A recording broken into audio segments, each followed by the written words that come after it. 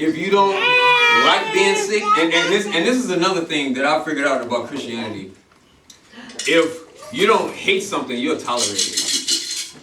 If you don't hate sickness, you'll tolerate it. You'll be like, oh, whatever, I'm coughing, I'm sneezing, whatever. If you gotta hate it. If you don't mind being poor, you will be. Yeah. If you don't mind being fearful, you will be. You gotta hate it. Just like I use this example, because I'm a sports guy, basketball player, and let's see, Michael Jordan, Isaiah Thomas, LeBron James, Magic Johnson, Larry Bird, Kobe. What? No, I don't think Kobe. Actually, not Michael Jordan because he never lost in the finals. But all day at work. That's what we're talking about. Yeah, it's a Chicago thing. Everybody I just mentioned besides Michael Jordan, because he never lost in the finals, cried when they lost in the finals like a baby. They cried. Grown men crying just because they lost the game. Point? What's my point? Because they hate to lose. They hate to lose. And it got to them. And then they worked on their game and they got better and they won. Same thing with Christianity.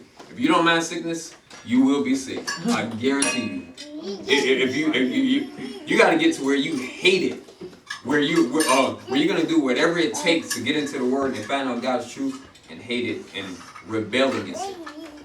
Rebel. One of my favorite scriptures is Ephesians 4:26-27. Don't let the sun go down upon your wrath. Okay, God gave us a godly wrath. Not towards people, okay, towards sickness and disease and the devil and this world and poverty. You have a right to be angry and rebel against the things of this world and the devil. I just feel really led to keep saying that because I really want y'all to get this. It's up to you to rebel.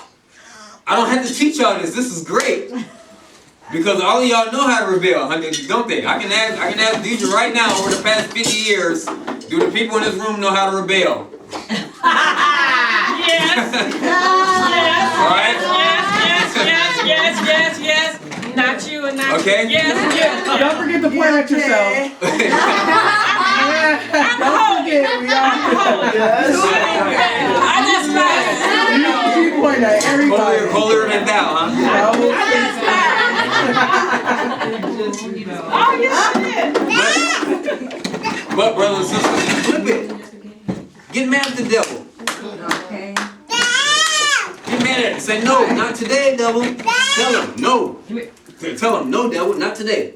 Not today. Not happening. And then once you do that, you'll begin to see fruit in your life. All right? But I really want y'all, what's my main point about this verse is that, one, it's not up to God. It's up to you. And you are the ones that don't have to tolerate it. All right? So, let's move on. Man, I love that scripture because that gives me the right to rebel. I got a right to rebel. I found that out. I was like, man, sign me up.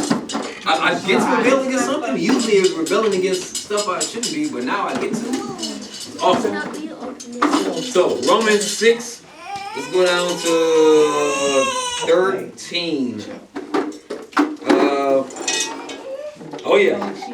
Neither yield ye your members as instruments of unrighteousness unto sin, that old nature, but yield yourselves unto God as those that are alive from the dead. Somebody say, I'm alive from the dead today.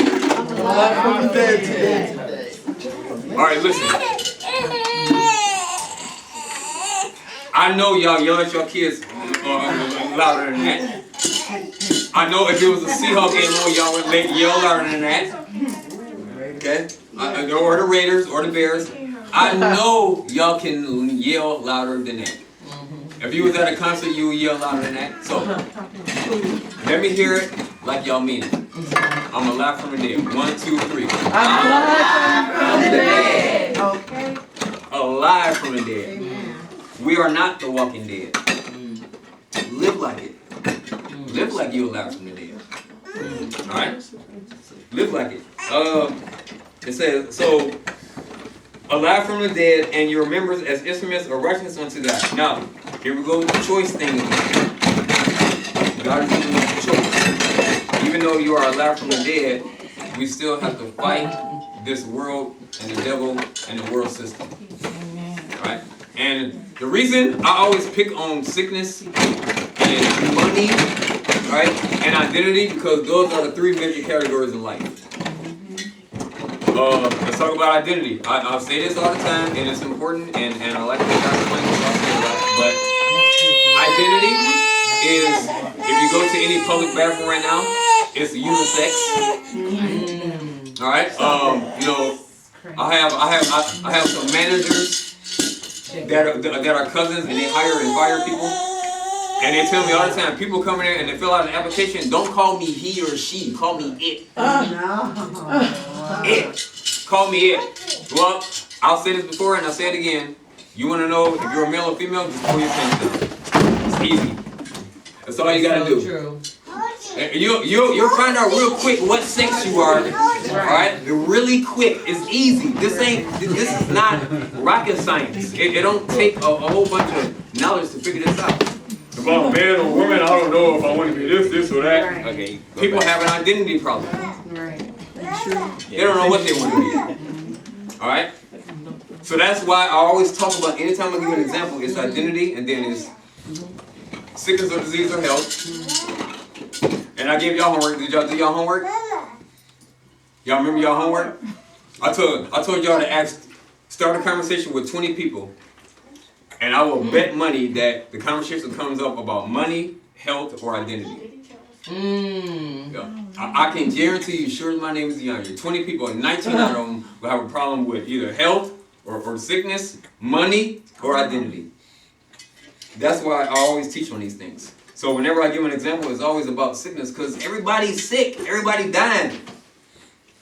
You can't talk to nobody without that. I got this, I got that, went to the doctor, got this, got that. You can't talk to nobody without it, so we need to be teaching this stuff. Alright?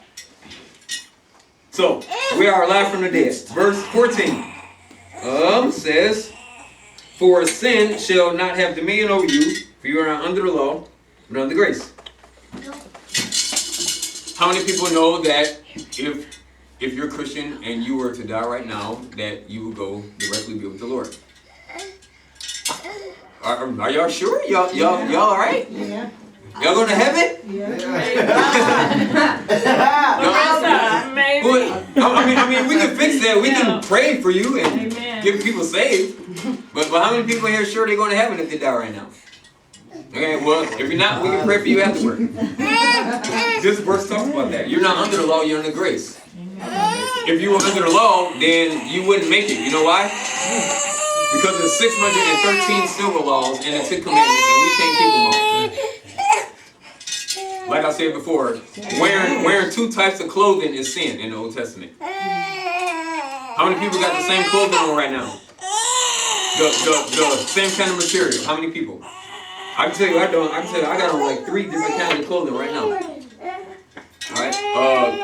It talks about being a high priest, and we are called high priests in 1 Peter.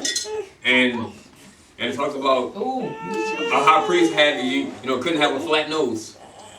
Couldn't be left-handed.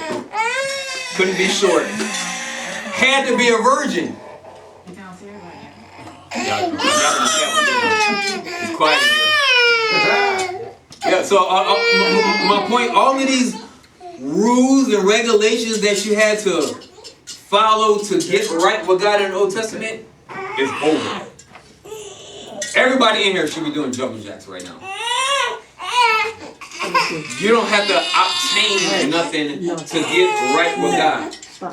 All you got to do is believe in Jesus who fulfilled the law. That is a shouter. Because I'm telling you, in the Old Testament, they were constantly... Do y'all know that the high priest once a year, when he would go into the tent and he would make a sacrifice for all the people's sins, that they had to tie a rope to his leg, just in case he sinned, he would drop dead so they could pull him out. We don't have to do that no more. All right, all of the rules and regulations that they had to do in the Old Testament, Moses and Aaron atoning for the people and all of that. We are not under the law, we are under grace. Grace means that Jesus went to the cross and he died for the propitiation of the whole world. 1 John 2:2. Jesus paid for everybody's sins, and all you need to do is to believe in him. So I can tell you, once you die and get to the pearly gates, why should I let you, what's your only answer? Why should I let you into heaven? What's your only answer? Jesus. That's it. Don't start listing off a whole bunch of do's and don'ts. Well, I did this 30 years ago, didn't do this 20 years ago, didn't do this 5 years ago. I can give you an example of that. I heard this from a pastor. He said there was a guy who was standing at the gates of heaven. And God said, why should I let you in? And he said, because, I'm a good person. And then he said, okay, it takes 1,000 points to get into heaven.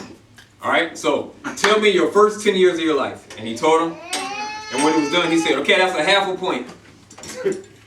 He said, tell me another 10 years. He told him all this. He said, that's another half a point. He's like, that's only a point. And I got like 998 to go. I'll never make it. Exactly.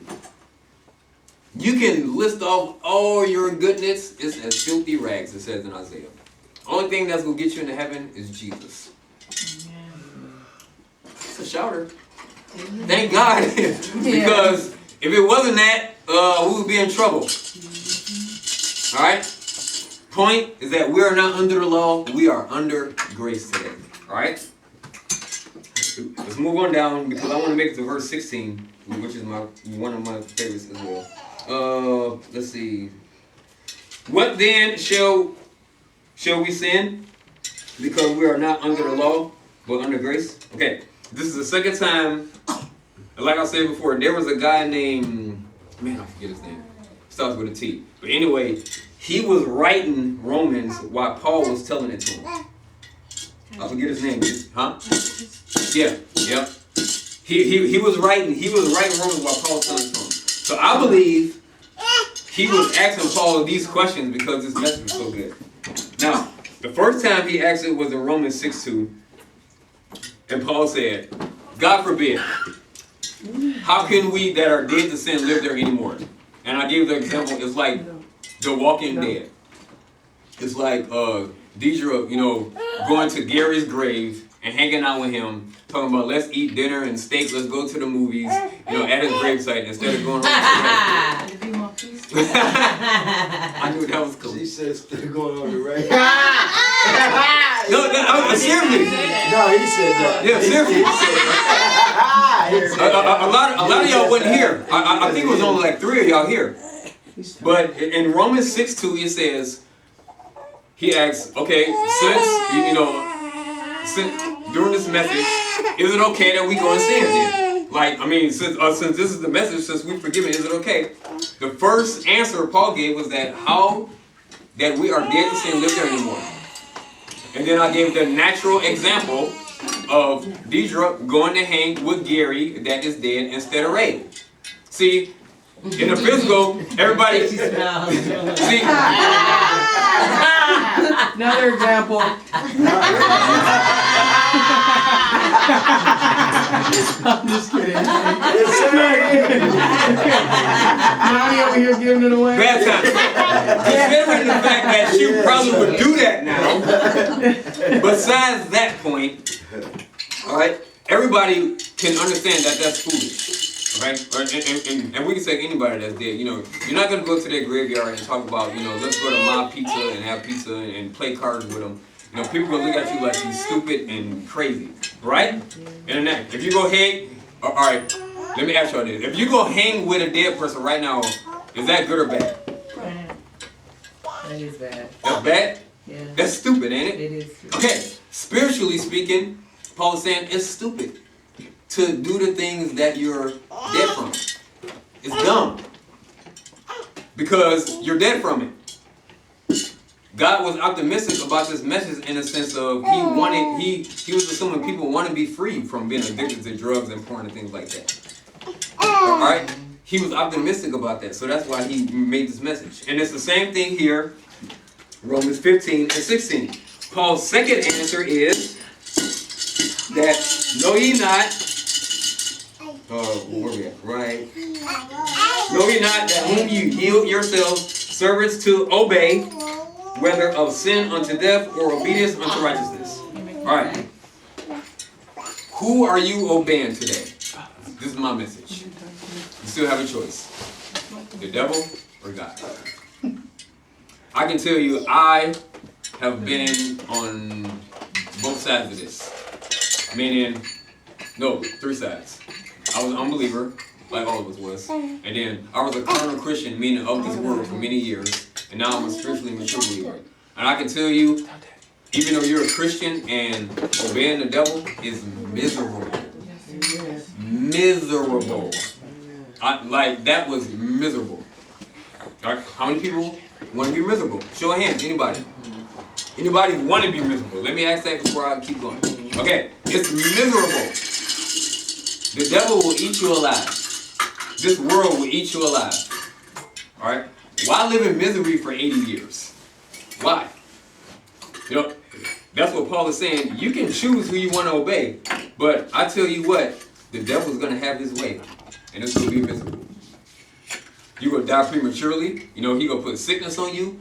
You know, Proverbs talk about a drunk man goes into poverty. You know, so, you know, and I mean, it's just all kind of negative results that come with living for the devil. So why would you do it?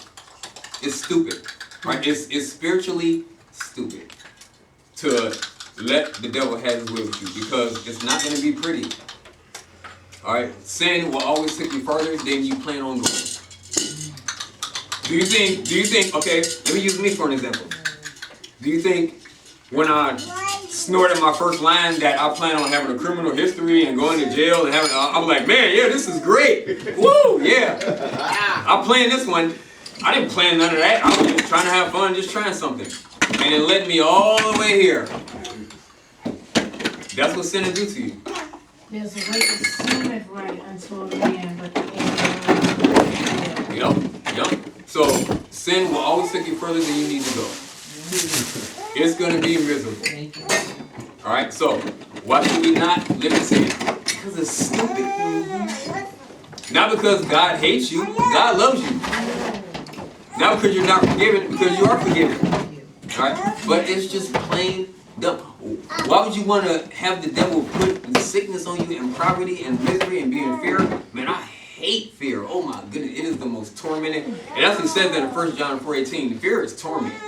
When you're in fear, you're tormented. It is torment to be in fear. And I know that because I used to live in fear. It's probably why I used to walk around with a gun and paranoid. you know, so but it's torment. You know, and the devil's gonna have his way. So I'm just trying to let y'all know the 2 reasons why Paul said that. The 2 reasons that Paul gives that why we shouldn't live in sin. Okay. Notice none of his reasons are because God hates you and he's gonna smite you and you're going to hell. Notice he didn't say that. He said this is a horizontal now life thing. Right? You're gonna be in misery. And I don't know nobody that wants to be in misery.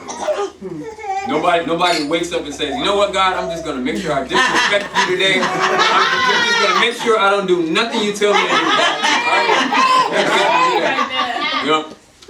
Don't nobody wake up and do that. So you know what that tells me is that it's deception. That you're believing a lie. You know, that you believe that, oh man, if I just feel good, I'll be good. Oh man, if I just take this next line, I'm going to be good. You know, if I just, you know, I can desire, I can feel the desire in my flesh and I'll be good. When it's a deception, because you're never gonna. It says in Ecclesiastes, you can never please the eye or the ear with hearing. Never. Why do you think? You know, I mean, if that were true, and no disrespect to these people, if that were true, why do rich people kill themselves? Right. I mean, if being rich and famous was the answer, why people kill themselves? I think Robin Williams was the most like that was just crazy. Like this guy was a good actor, had it all. People wanted to be him, you know. And I mean, something was going on the inside. You know what it was? Torment. Yeah. Look at Donnie Hathaway. Yeah. All of them, man. So it's something going on, brothers and sisters. You don't want to play with fire. You don't want to play with the devil. I'm telling you, he's going to take you further than you want him to go. And I'm going to end this note because this is important. But who are you obeying? Right. Who are you obeying? And most people think this. Most people think that you cannot serve God and escape the devil. I'll say that again. Most people think you cannot serve God and then escape the devil. Where is the gray area? It's not a gray area. Okay. You can't not serve God and escape the devil. If you're not serving God, then you're obeying, according to here, the devil. And it's going to be misery. Alright? And it's going to be misery. So,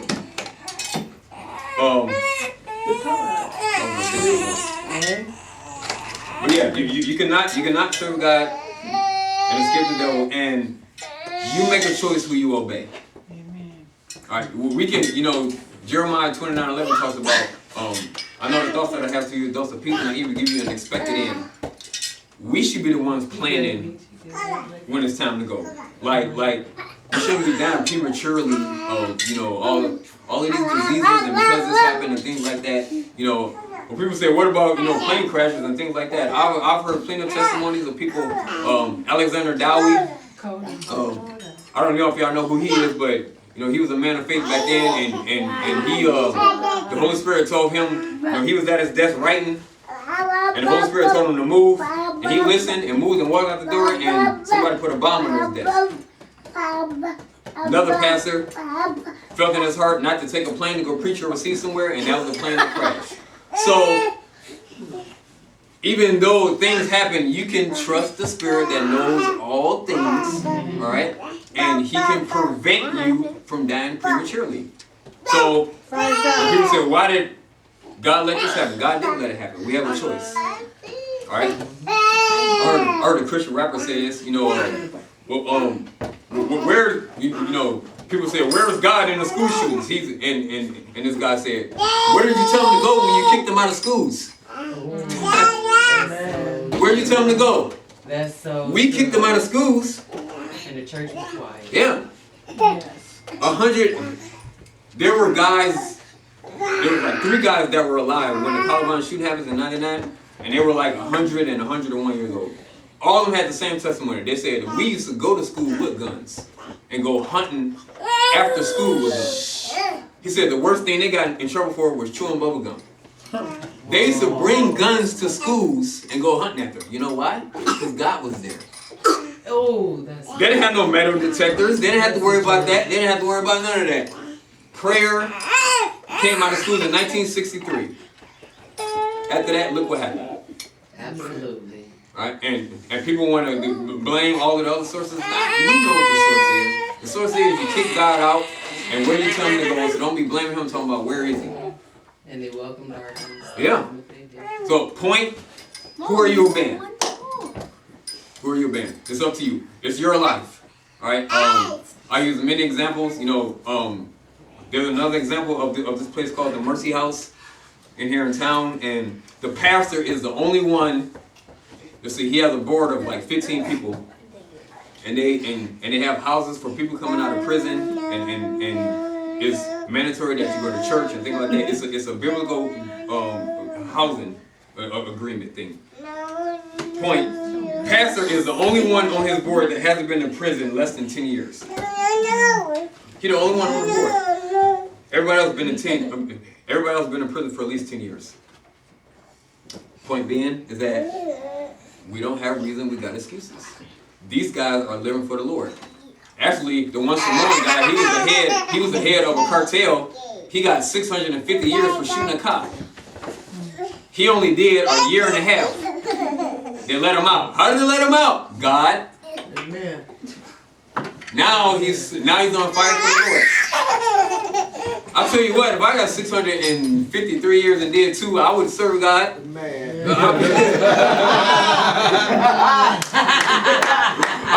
It has to be a God. Really? I ain't gonna look back. Yeah.